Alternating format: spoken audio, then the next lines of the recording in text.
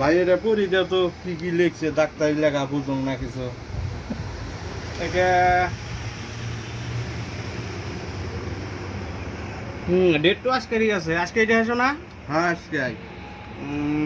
এটা আছে একটা ইঞ্জেকশন আছে লম্বা সাইজের যেটা, হ্যাঁ আর একটা আছে তোমার গোল গোল গোল গোল যে ট্যাবলেট। হ্যাঁ হ্যাঁ হ্যাঁ সাদা সাদা। সাদা সাদা। ও ট্যাবলেট দুই রকমের আছে, একটা আবার লাল লালও আছে। দুই রকমের ট্যাবলেট আছে, গোল গোল দুইটাই। একটা লাল লাল, একটা সাদা সাদা। হ্যাঁ আর তোমার কি আছে? বিষ ব্যথা আছে কোথায় না?